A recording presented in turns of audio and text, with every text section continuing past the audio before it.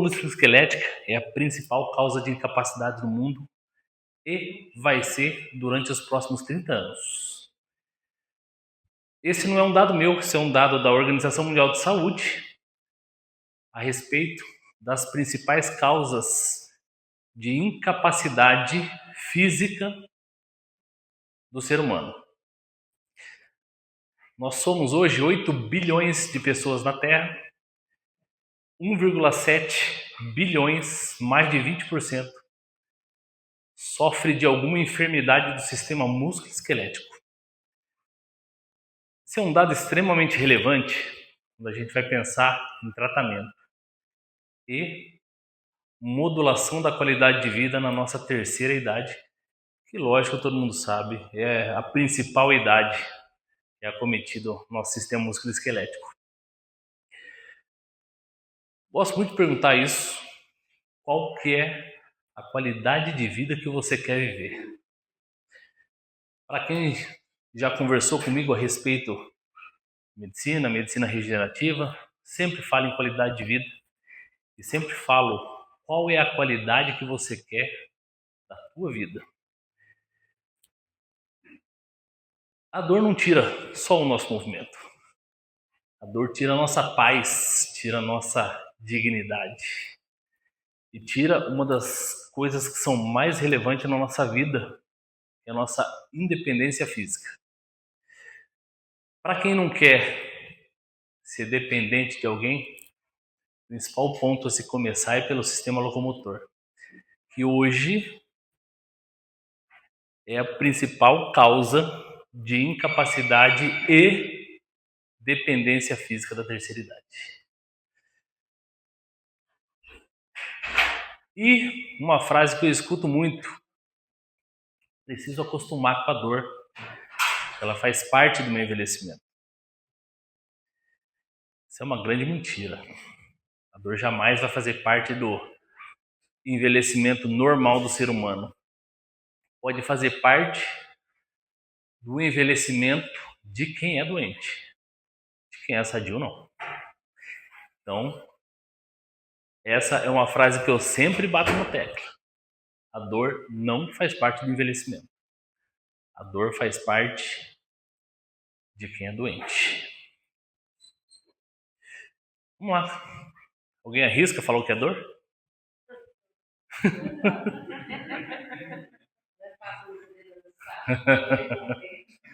É. Vamos para a definição de livro. Tá? Não é o nosso intuito aqui ficar definindo, mas para ilustrar. A dor é uma sensação desagradável do ponto de vista físico, sensorial e, logicamente, emocional. Acredito que aqui ninguém gosta de dor.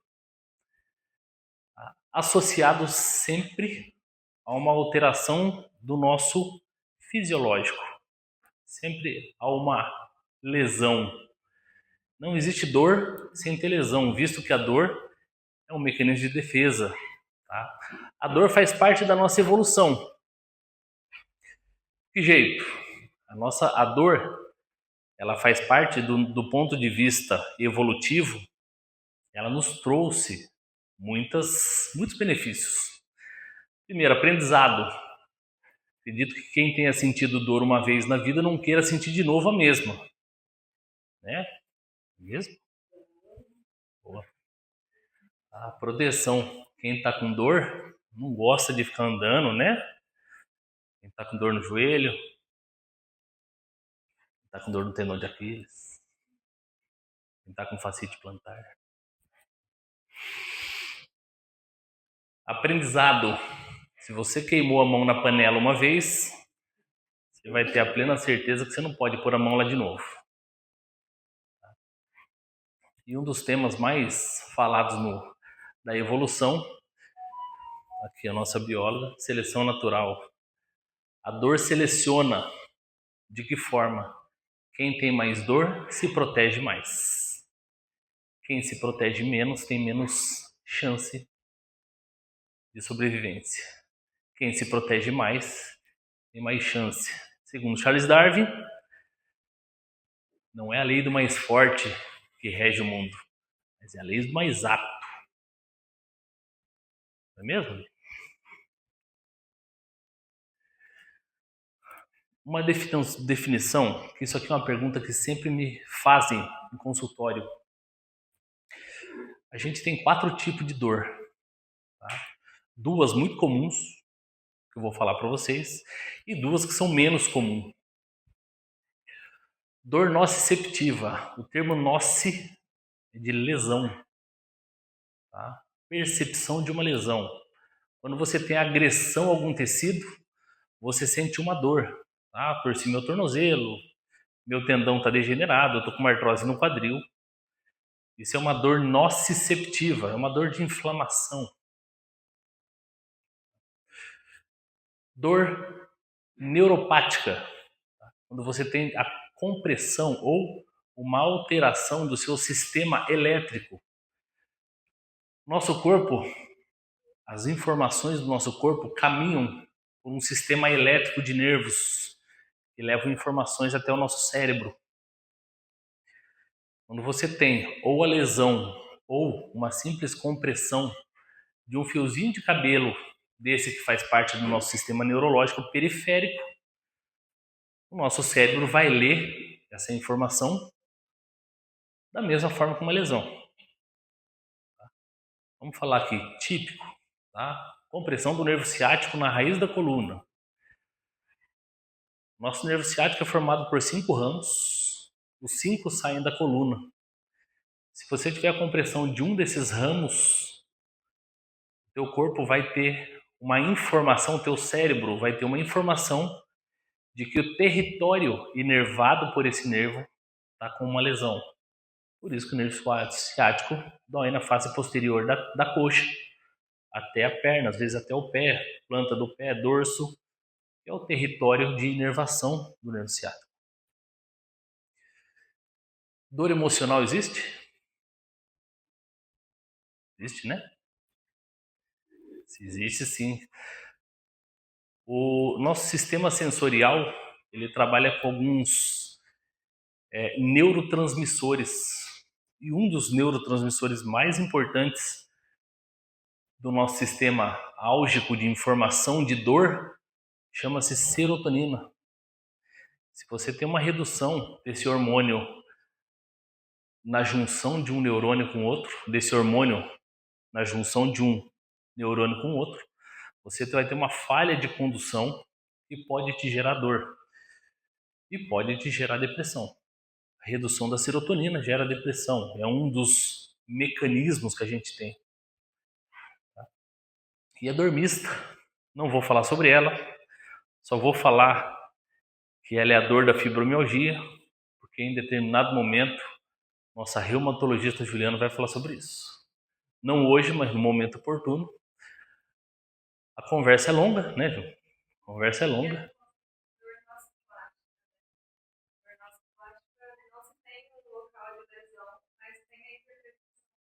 A gente vai entender sobre isso daqui a um tempo ainda. Por que a medicina tradicional, de vez em quando, ela não dá conta de curar uma lesão? Por que a medicina tradicional às vezes falha? E não é todas as vezes que ela falha, mas em algumas vezes ela peca no sentido de restabelecer o nosso ponto original. Toda vez que a gente tem uma lesão do nosso sistema físico, tá, a gente tem um dano estrutural. Esse dano estrutural, ele é a causa de uma alteração bioquímica do nosso sistema químico que gera um sintoma. O que a medicina tradicional faz? Vai lá e dá um remédio pra gente. Ela dá um remédio, um inflamatório, um analgésico, entre outros, até que a gente fique completamente sem dor. Ficamos sem dor, estamos bem? A gente está com dano estrutural assintomático. Logo mais eu vou falar alguma coisa sobre regeneração. a gente vai entender que esse processo regenerativo ele é longo e ele tem várias fases, e uma das fases é a fase de sintoma. O que é a medicina regenerativa? Eu vou falar, se não o tema mais polêmico, mas um dos temas mais polêmicos da área médica nos últimos 10 anos. A área médica sempre foi, eu acho que em todas as áreas, sempre tem sua polêmica. A área médica sempre foi muito polêmica e a medicina regenerativa foi um ponto de divergência, de discussão, a ponto de eu ver em congresso bate-boca de médico em cima de palco. E gente que concorda e gente que não acredita com a medicina regenerativa. Como é que era no passado, antes da medicina regenerativa? A gente tinha dois caminhos para seguir. Se o paciente chegava com uma lesão, a gente tinha duas coisas a fazer. Era operar ou não operar. Se a gente operasse, lógico, a gente ia partir para um tratamento invasivo. E se não operasse, a gente ia partir para um tratamento de reabilitação. Aí que entra nossos colegas fisioterapeutas. Eu pedi um trabalho sem a fisioterapia. Tratamento conservador nosso, basicamente, é feito pelos nossos colegas fisioterapeutas. E nós ficamos com a parte cirúrgica do processo. Mas aí surgiu uma outra área. Surgiu uma terceira via. Ela não é uma terceira via que exclui qualquer outra das duas. Ela veio para somar o tratamento conservador e o tratamento cirúrgico. Em 1997, um dentista estava tentando fazer uma cola de fibrina para implante dentário. E ele acabou descobrindo que quando se concentra plaquetas, você coloca isso dentro do nosso corpo, isso gera um potencial regenerativo muito grande, dependendo, lógico, de diversos fatores. Nós vamos falar adiante. E a medicina regenerativa, ela não tem uma vertente, ela não tem um método, ela tem um monte de métodos. E dia a dia surge método novo para a gente colocar dentro da medicina regenerativa. Isso é interessante, isso aumenta muito o nosso arsenal terapêutico, aumenta muito o benefício que esse paciente tem em relação ao que a gente pode oferecer. Então, desde plasma rico em plaquetas, aspirado no medula óssea, célula tronco, muito falada, terapia por onda de choque, eletrólise percutânea, que é a caçula das terapias. Tá? Nós temos inúmeras formas de provocar uma regeneração. Então vamos lá. O que é a medicina regenerativa? É um método de tratamento terapêutico para lesões do sistema musculoesquelético, não só do sistema musculoesquelético, mas outras partes. Estou falando do sistema esquelético porque nós estamos tratando disso aqui. E lança mão de elementos ortobiológicos, ou substâncias biomateriais, que não só repõem um tecido lesado, mas provoca um processo dentro do seu corpo, e o seu próprio corpo regenera um tecido. Esse termo regenera tecido é um pouco forte. Nós não estamos evoluindo a esse ponto. Não vou falar para você que a medicina regenerativa vai causar uma regeneração, mas ela vai abrir caminho. Porque essa regeneração depende de muitos outros fatores. Mas o que a gente quer é melhorar a dor e melhorar a lesão. se vai regenerar ou não, isso só Deus é fala pra gente.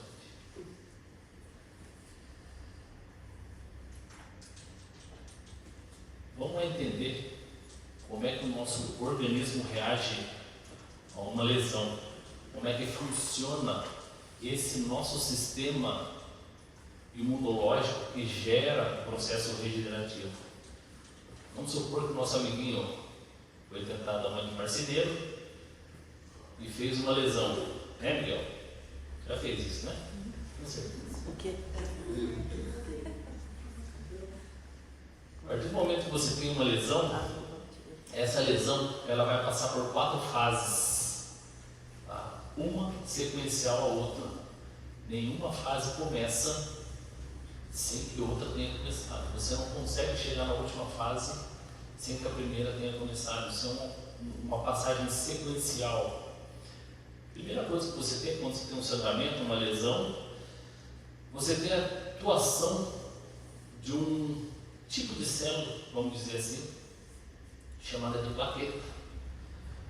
E ela, na verdade, não é uma célula, é um pedaço de uma célula, onde ela tem muitas substâncias dentro, muitos fatores de crescimento, muitos elementos que vão fazer várias ações, entre elas estancar o sangramento. É a principal ação primária inicial da plaqueta.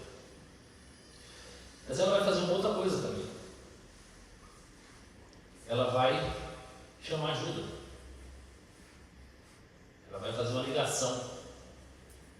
Ela vai jogar dentro do nosso corpo, que a gente chama de citocina, que é um monte de substância que tem dentro da própria plaqueta, e aquilo ali vai na região, vai fazer uma sinalização, ela vai fazer um telefonema para algumas outras células. Aí vai entrar outros amigos nossos. Não se importem com nomes, tá? Neutrófilos, macrófagos são células do nosso sistema imunológico. São os nossos policiais. O que essas células vão fazer? Elas vão comer bactéria, elas vão eliminar vírus, elas vão eliminar tecido necrótico, vão fazer basicamente uma limpeza do terreno ali. E logicamente para isso, ela vai ter que jogar um monte de substâncias que são irritativas dentro dessa área de lesão. E vai gerar uma fogueira ali, que é a fogueira da dor. E ela vai sinalizar a nossa terceira fase. Nós vamos ter que chamar o bombeiro para apagar o fogo. Quando o fogo está pegando, nós vamos ter que chamar uma outra equipe, para essa outra equipe apagar o fogo e começar um novo processo. Toda vez que você tem um incêndio, você apaga o fogo, você precisa reconstruir. Essa é a fase regenerativa. A última fase da lesão é a fase regenerativa. Por que grande parte das vezes isso não acontece? Por que a gente, grande parte das vezes, não passa pelas 4 fases? O nosso sistema imunológico não está ativo. Por algum motivo. Ou a gente é imunossuprimido, ou a gente leva um hábito de vida que é mais comum, né? Leva um hábito de vida que prejudica o nosso sistema imunológico, ou a gente realmente não tem sistema imunológico. Por isso é criança, é uma delícia tratar. Você trata a criança, o sistema imunológico está fervendo, ativo. Você trata uma pessoa mais doente, indiferente. A fase de hemostasia ela dura horas, algumas horas. A fase inflamatória, que é a segunda fase, que é a fase do fogo, ela dura alguns dias. O pico de ação da fase inflamatória é o terceiro dia, segundo para terceiro dia. A partir disso, o nosso bombeiro já chega E ele atua ali durante em torno de umas 3 semanas, 4 semanas. Aí que a gente começa a entender que a partir da terceira, quarta semana, a gente precisa muito dos nossos pedreiros. É onde a gente vai começar a reabilitar esse paciente. É a importância dos nossos amigos fisioterapeutas. O problema é que a segunda fase ela dói. Então, para a gente chegar numa fase de regeneração, a gente necessariamente passa por uma fase de dor. É o nosso grande perigo, é a gente ocultar essa fase, é a gente viver à base de remédio para tirar dor. E hoje no Brasil, qualquer esquina que você vai, acha uma farmácia, você compra lá o seu Tantrilax, seu Mesolida, e você freia o processo. No momento que você tirou toda a sua dor, você freou o seu processo regenerativo.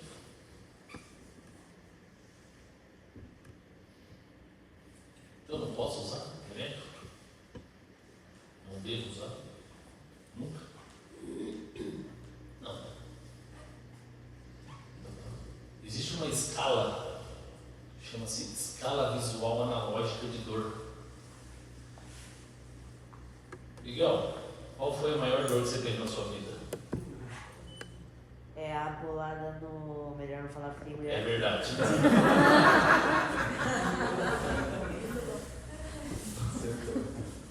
Imagina que aquela hora da bolada foi uma dor tão grande que você fala assim, nossa, foi a pior dor que eu tive na vida. É, podemos dizer que foi a pior dor que eu já tive. Isso é uma dor B10. E essa é uma escala subjetiva e visual. Por que visual? Porque a gente sempre coloca os bonequinhos. Aquele dia você estava assim, né? Mas pior que não, já aconteceu várias vezes. Porra. Bom. E hoje? Por enquanto eu tô assim. Tá bom. Quando eu tenho uma lesão, logicamente no momento da lesão, você vai ter uma dor aqui, na escala vermelha. Dependendo da lesão que você vai ter, lógico. Lesões dói mais, tem lesões que dói menos. Mas a gente fala assim, posso tomar um anti-inflamatório quando tiver uma dor 10? Claro que pode. Lógico que pode. Para zerar minha dor? Não. Se você zerar a sua dor, você zera seu processo de reparo textual. Hoje eu costumo muito falar com pacientes sobre essa escala. Falo assim, é uma escala de dor. Preciso fazer um bonequinho na mesa aqui. Olha o bonequinho que você está hoje.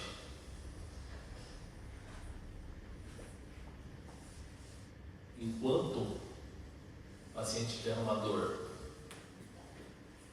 onde ele consiga suportar durante alguns dias, ele vai naturalmente sair da fase de dor. Então, pode usar remédio? Pode, não para suprimir todo o seu processo de reparação, mas a ponto de que você se sinta confortável durante algum tempo, que é o tempo do bombeiro chegar. Certo? Vou falar de alguns fatores. Calma que eu já vou falar sobre ortobiológicos. Acho que vai ser uma das maiores dúvidas que nós vamos ter aí. Quais fatores que ajudam ou atrapalham o nosso sistema imunológico em relação ao nosso processo reparativo?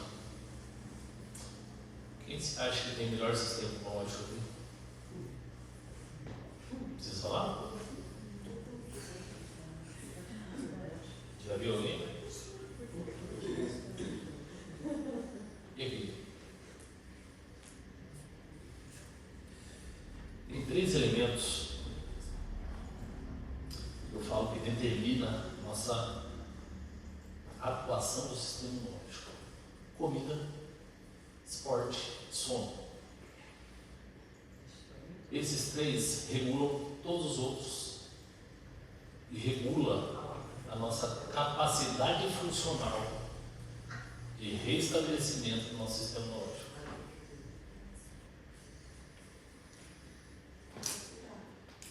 E lá, vamos lá, falar rapidamente sobre ortobiológicos.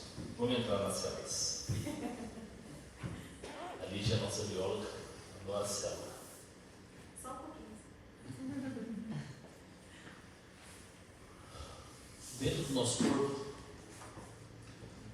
nós temos 3 sítios principais de ortobiológicos, tirando, logicamente, ortobiológicos sintéticos. Todo o nosso sistema, vamos dizer, de preenchimento, ele é composto por algumas células, por algumas moléculas, dentre elas ácido hialurônico, já ouviu falar sobre isso, glicosaminas, enfim, vários elementos que formam a nossa matriz do nosso sistema estrutural. E existe hoje alguns ortobiológicos sintéticos, fabricados sinteticamente, glicosamina, ácido hialurônico, enfim, vários que não faz parte, que não foram tirados do nosso corpo, mas que são introduzidos assim quando a gente acha necessário. Outro sítio, um dos sítios que a gente tem, muito comum que a gente usa, é o sangue. Sangue. O que a gente tira do sangue? Falei agora há pouco que quem inicia todo aquele processo regenerativo chama-se plaqueta, que é um corpúsculo, um pedacinho de uma célula que tem vários elementos sinalizadores. E a gente pode, hoje, dentro da nossa área técnica, isolar as plaquetas ou concentrar essas plaquetas para que a gente possa recomeçar aquele processo. Digamos que você tem uma lesão muscular, seja lá qual músculo for, você estava com muita dor, tomou anti-inflamatório até você suprimir 100% da sua dor. Você achou que estava curado, mas não está, a lesão está lá ainda.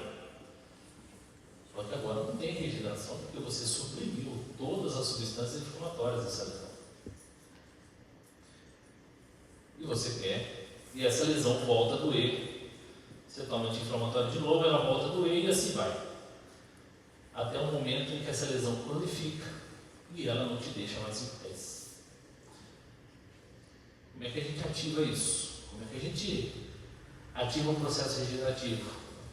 A gente joga um ortobiológico. O ortobiológico tem a capacidade de começar o processo. A plaqueta, o concentrado de plaqueta, o plasma sanguíneo, a gente tem vários elementos e vários métodos de concentração e a gente pode jogar isso dentro de uma lesão e recomeçar esse remate. Nós podemos fazer isso, a gente tem métodos para isso. Além do sangue, a gente tem dentro dos nossos ossos o que a gente chama de medula óssea. O que a gente tem na medula? A medula óssea, ela tem um tecido que é o precursor do nosso sangue. Todo o nosso sangue é produzido na nossa medular óssea, vulgarmente conhecido como tutano. O nosso tutano é o tecido do nosso corpo que fabrica sangue. Se ele fabrica sangue, ele tem plasma e ele tem célula-tronco. Ele tem mais do que o plasma. Ele tem a própria célula-tronco. A célula original do plasma sanguíneo, ou da plaqueta, chama megacariócito. E ela, na verdade, é um plaquetão. Quando você tira o aspirado medular, além da plaqueta, você tem a célula-tronco, que são as precursoras das nossas outras células do corpo. Você pode tirar essa medular óssea e esse líquido e jogar dentro de uma lesão. Você reinicia todo o processo. Eu falava, eu vou sentir dor de novo?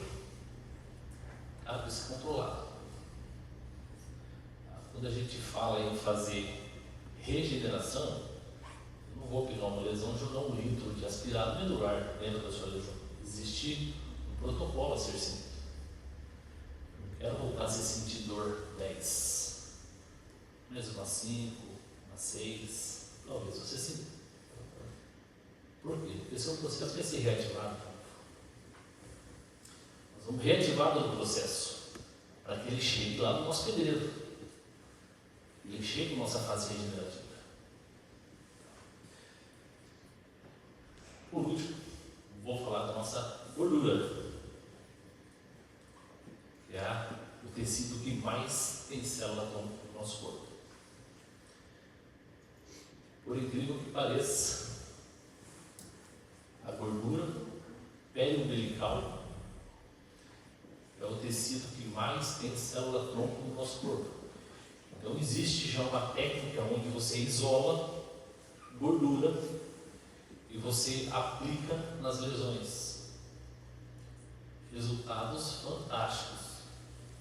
Aplicação de gordura intra-articular de joelho.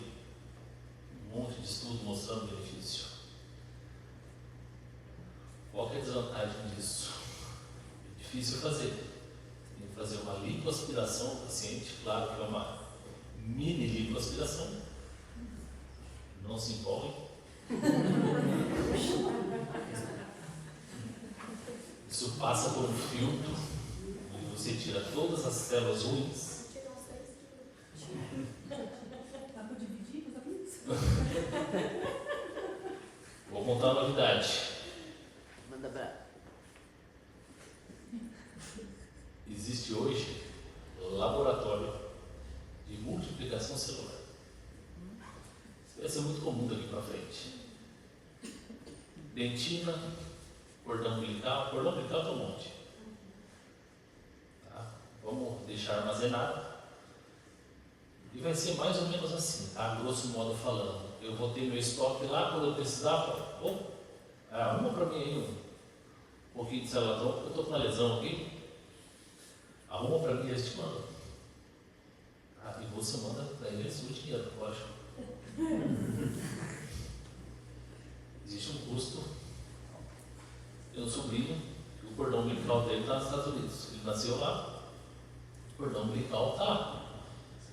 Há um custo simbólico. Mentira, estou tocando. Tá, mas isso existe no Brasil já. Existe uma empresa, inclusive, fizeram contato conosco há um tempo, para que a gente pudesse ser núcleo de coleta. Então, você tem os núcleos de coleta, existe todo um protocolo a ser seguido, enfim. Esse material vai para a sede, onde fica armazenado.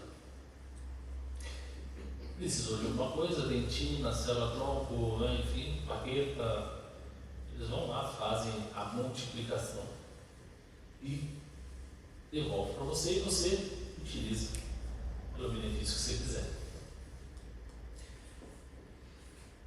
Tem muita coisa além disso, tá? Estamos falando aqui mais ou menos, a grosso modo. O que isso daí faz? Ele vai ativar todo o processo. Vai passar pela dor? Vai. Não existe regeneração sem dor. Você vai necessariamente passar pela fase de dor. Lembrando, na escala, a gente não quer uma dor 10, né? A gente não quer incapacitar o paciente.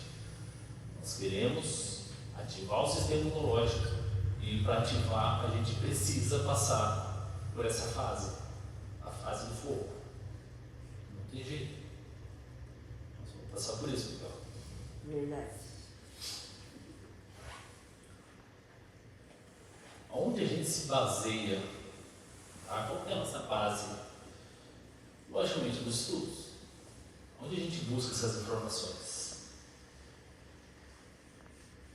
Existem várias plataformas hoje no mundo, onde eles trazem inúmeros estudos. E como é que funciona isso? Como é que é feito um estudo? Tá? Grosseiramente falando, pega duas populações, numa você faz um tratamento, na outra você faz outro que é melhor.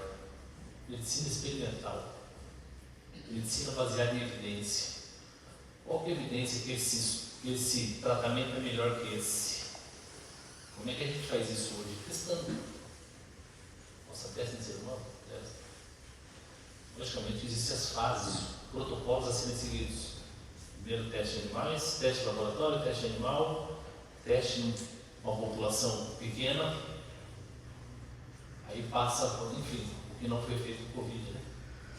Foi lançado. Para ter uma ideia, você tem um estudo comparando dois grupos. Num grupo, eu fiz um estudo onde eu injetei corticoide no cotovelo de uma epicondilite lateral. Alguém já teve aqui? Eu tive, faz uns 3 meses eu tive, uma desgraça. Acordar de manhã é muito ruim. Você acorda para se dormir. Fiz um do choque, melhorou. Tá falando do braço dormir? Não, braço duro, dor no cotovelo. Ah, Você vai entender entre eles. não preciso. Tá bem? Num grupo você aplicou corticoide, e no outro grupo você aplicou um antibiótico. Nesse caso foi plasma rico em plaquetas. Tira o sangue, isola a plaqueta e joga a plaqueta dentro da lesão. Normalmente hoje essas técnicas são guiadas por ultrassom. Resultado, corticoide muito mais rápido. Muito mais rápido. Normalmente o que a gente percebe no corticoide, em torno de 48 a 72 horas, resultado excelente para a dor. Por quê? Ele freia o processo. Estaciona o processo na nossa segunda fase. E ele bloqueia a evolução do processo. Ele bloqueia o nosso policial, o nosso bombeiro, o nosso pedreiro. Ele bloqueia tudo. Logicamente, se ele bloqueou todo mundo, o paciente não tem dor mais. E a lesão? Foi pro básico. Esperando para a próxima vez que ela puder atuar. Foi pro básico. Exatamente. Ordem biológico. Tempo muito mais prolongado. E resultado funcional muito melhor.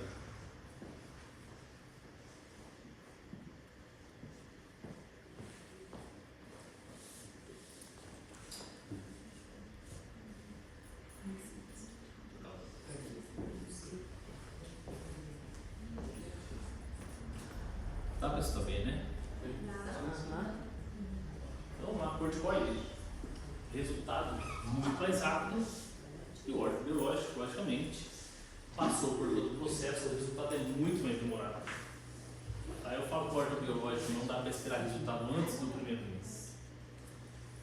É mais demorado, mas é mais funcional. Qual é o problema disso, da demora? Paciente que não é paciente, paciente que não sabe esperar, vai lá no nosso amigo do lado, fala, doutor, jogou um troço lá em mim, tirou o meu sangue, jogou um troço em mim, doeu pra cacete, resolveu nada, faz um mês que eu tô com dor, sempre mexi o braço. Ah, beleza. Falei que não dava certo essas coisas? Vem cá, senta aí, vou te fazer um corticoide. 48 horas, não tem nada. Dor, top. Esse é bom. Top. Esse médico é bom. Faz um corticoide da minha mãe que ela tá com bursite de braço.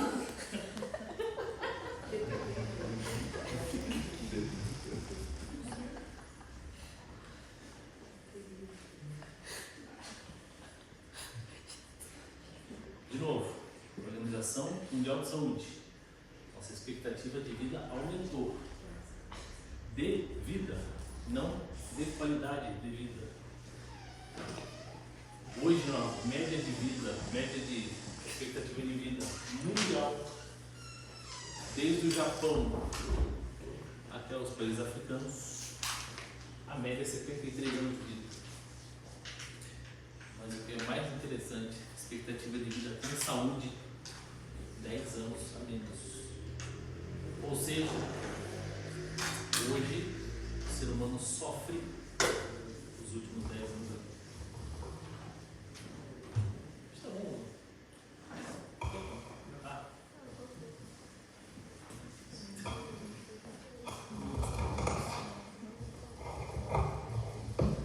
Minha esposa, eu falando da Madonna.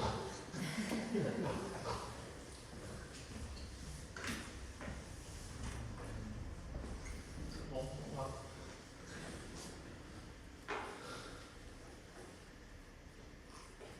Gente, quero agradecer todo mundo que tirou uma hora para vir aqui, estar presente aqui na clínica e tentar entender um pouquinho que seja sobre um tema polêmico, novo e que ainda causa muita discussão. Vocês vão ver muita discussão, muita gente falando contra, muita gente falando a favor. E o que eu expressei aqui hoje foi a minha opinião, a minha visão. E tenho certeza que vocês vão escutar outras. Eu acho que isso é muito válido. Eu acho que o mundo não caminha através das respostas, através das perguntas. Enquanto a gente tiver pergunta para fazer, a gente está caminhando. No dia que a gente tiver só resposta, a gente morreu. Quero abrir a oportunidade, se alguém quiser perguntar alguma coisa, tá? Sobre onda de choque. Legal. O Bruno teve a oportunidade de fazer um tratamento de onda de choque, foi o mesmo que eu fiz. Onde é que entra a onda de choque nisso? A onda de choque é uma terapia biofísica. É um aparelho que emite onda mecano-sonora. É um pistão que faz uma batida e ele emite um som. Esse som atravessa pelo pistão, entra no nosso tecido e bate na célula lesada. Essa célula lesada, ela libera o que a gente chama de exossomos. E nada mais é do que uma vesícula cheia de fator de crescimento. Olha que isso é liberado. Esse tecido entra na nossa fase inflamatória. Nós pulamos a primeira fase.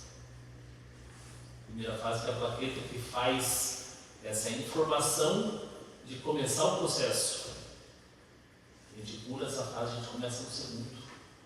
Porque a hora que eu libero essa vesícula, eu já entro com um processo inflamatório. Por isso no primeiro dia vai. A partir dali, a gente repete esse processo alguns dias. Tá? Normalmente, qual o protocolo que eu uso? Faço 3 vezes, uma vez por semana. Espero um período de 3 semanas, que é um período onde o nosso bombeiro vai chegar para apagar o fogo, e vejo qual é o resultado que a gente tem a curto prazo. E esse curto prazo é um prazo de um mês. É aquele prazo que eu tinha falado para vocês, é um prazo de dor. Melhora. O mais interessante disso, depois de um mês, continua melhorando. Claro que uma proporção, uma velocidade um pouquinho menor, mas continua melhorando. E a resposta disso é muito longa. Eu faço Start do processo. Tem muito estudo de tendão de Aquiles com corticoide, com rotura total após a injeção. Por quê? Você está com o tecido lesado, você vai lá e joga um corticoide onde você tira todo o sintoma. O que a pessoa vai fazer? Jogou bola, lá, ficou sem dor. Se o tendão de Aquiles está lesado, é porque está fazendo algum esporte ou alguma atividade que está causando uma sobrecarga. Se eu estou sem dor, volto a fazer sobrecarga. Porém, sem dor. Você não vai arrebentar? Em algum momento vai.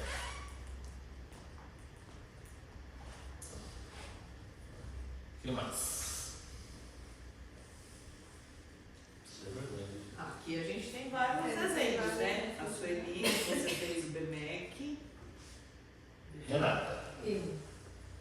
Doutor, a célula-tronco, ela é usada do próprio paciente ou não? Sempre.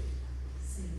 Sempre. É que você falou que posso pedir uma célula de um determinado laboratório. Funciona da seguinte forma: você contrata um laboratório para guardar a tua A célula. minha célula. Entendi. Tá? Aí você vai ligar para esse laboratório e falar: porque quero guardar minha célula. Para quê? Não sei o que eu vou ter no futuro. Sim. Tá? Essa célula, você vai em algum ponto de extração ou vai na própria empresa. Eles vão fazer todo o processo de extração, é um procedimento. Tá? Eles vão armazenar essa tua célula. Existe um método de armazenamento. E você faz um pagamento mensal.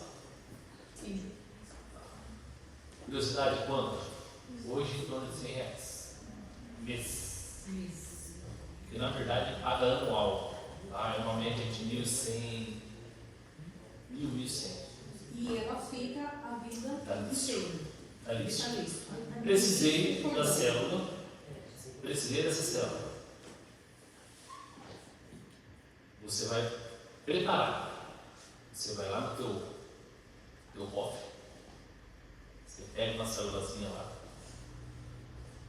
Bota no troço que vai fazer a multiplicação dessa célula. Não sei, ela sabe, mas eu não sei. Aí existe um processo. E você vai falar o quanto você quer. Ou o teu médico vai falar quanto você quer. Eu preciso de 5 ml de aspirado medular. Essa é a célula.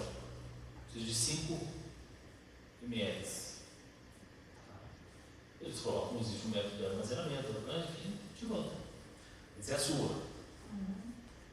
Ou para fazer o tratamento, a gente tira na hora. Isso é o método. Faz a coleta na hora. Aí entra uma coisa que é a legislação. Sim. Tá? Vamos falar de legislação. O que o CFM autoriza a gente fazer? Qualquer procedimento que não tenha manipulação.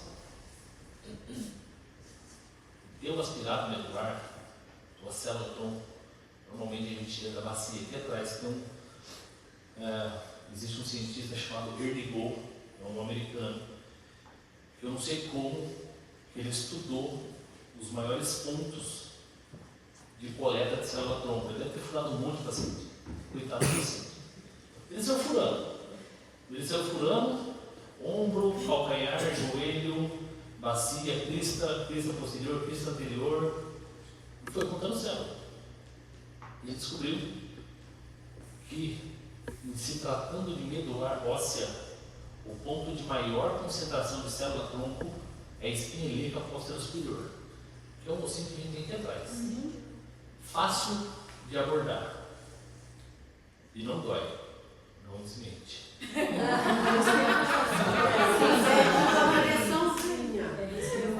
Uma pressãozinha tá doendo, não. Ainda mais que é a primeira vez. Agora eu já sei, eu vejo mais. Paga ela depois, hein? Pode deixar que eu pago. Combinado funciona. Mentira, tô brincando. Tem uma novidade pra você, viu? Tem uma novidade pra você. A gente comprou, a gente investiu uma máquina de sedação consciente. Então agora você vai ficar sedada quando você for sedada. Sexta-feira, hein? Não, ela vai vir sexta, não vai dar tempo ainda. Ah, não vai dar tempo? Então vai esperar um pouco, mãe. Terça-feira aí. Vamos remarcar. Cancela o horário de sexta. Existe uma idade assim que não pode tirar a célula tronco daí ou? Não existe. Você pode tirar a qualquer momento. Vamos lá. Idade. Idade é um dos fatores. Lógico que quanto mais velho, menos ativo é o seu sistema imunológico. Lembra dos dois velhinhos sentados no correndo? A idade ela não é tão relevante quanto o hábito de vida do paciente. Eu posso pegar a célula-tronco de um paciente de 70 e ser melhor do que um paciente de 40. Hoje, quando eu comecei a fazer, confesso que eu não selecionava tanto igual eu seleciono hoje. Eu seleciono mais o paciente. O que eu estou falando de seleção? Hoje eu procuro, antes de fazer um procedimento, pedir um hemograma para o paciente, saber qual é a saúde, se dorme bem, se tem plaquetopenia. Tá? Você não vai colher plaqueta no paciente se ele está doente das plaquetas. Não vai funcionar. Então, quando você vai fazer uma coleta de qualquer biomaterial, você tem que ter uma seleção. Mesmo fazendo uma seleção, você não sabe a resposta. Porque a resposta ela depende do sistema imunológico. Quanto mais ativo o sistema imunológico, melhor é a tua resposta terapêutica. Maior é a tua eficácia do tratamento. Gente, pode continuar a vida normal, academia, tudo, né? Pode não. Eu continuo. Pode? Eu É, continuo. deve. Depois de um mês, Está mais bonito que melhorou. Você está mais bonito. Seus olhos. troquei o óculos, não tinha. Esse tratamento com célula-tronco se implica na pausa ou na continuidade da atividade física? Zero. Tem um... Zero. Quando o paciente faz, eu peço para ficar 3 dias por causa da fase inflamatória. Certo. Impede? Não. Não impede.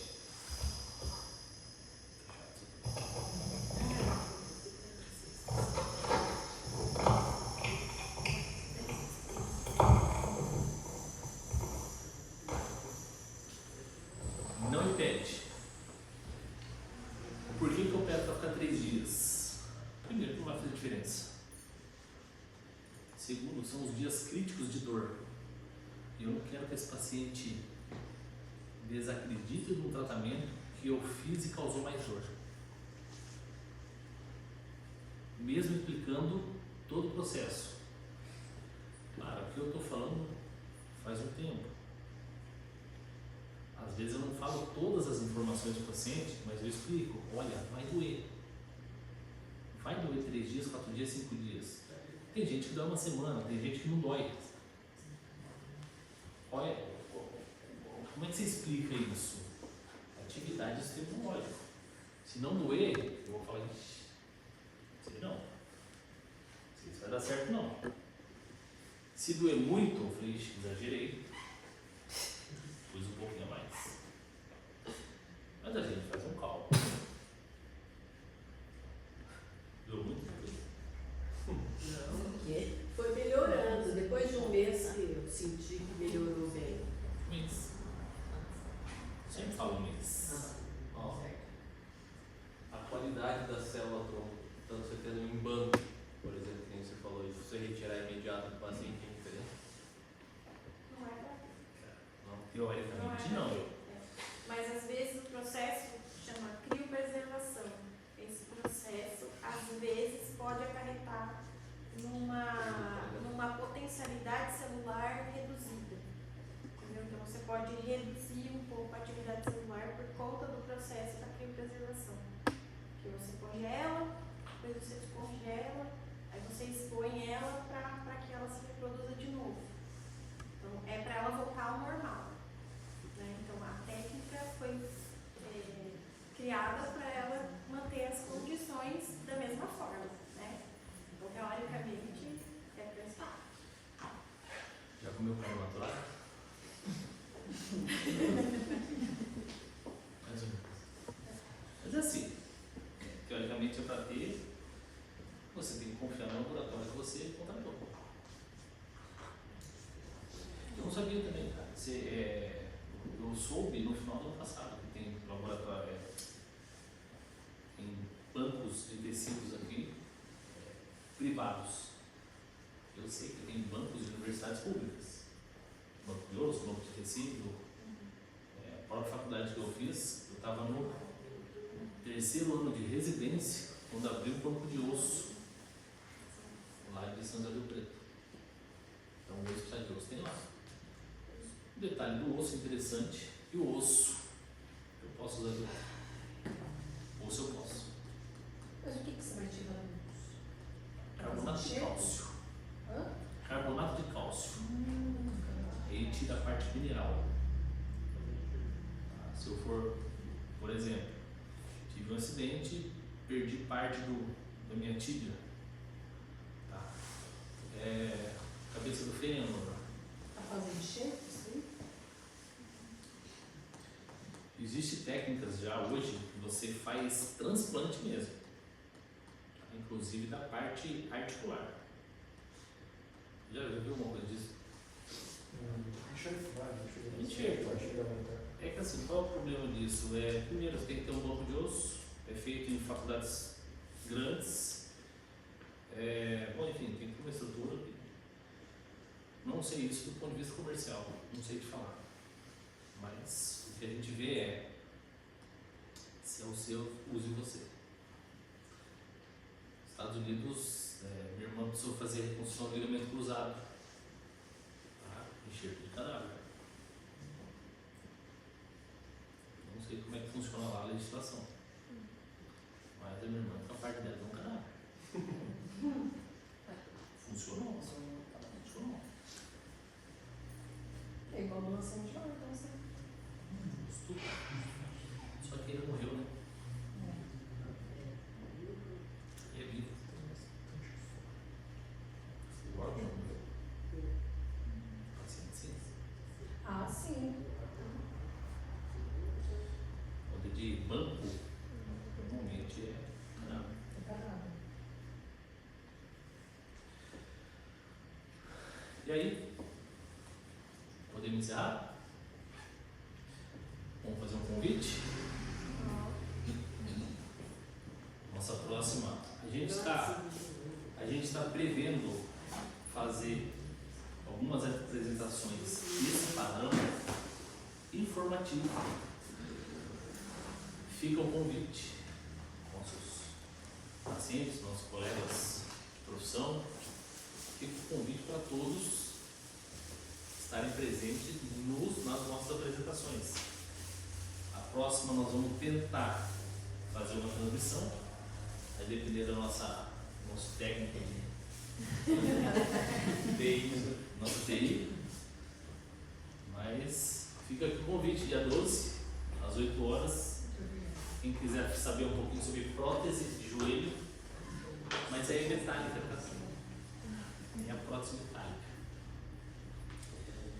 que hoje não é substituído pelo medicina regenerativa, mas ajuda muito. Obrigado pelo tempo que vocês ficaram com a gente,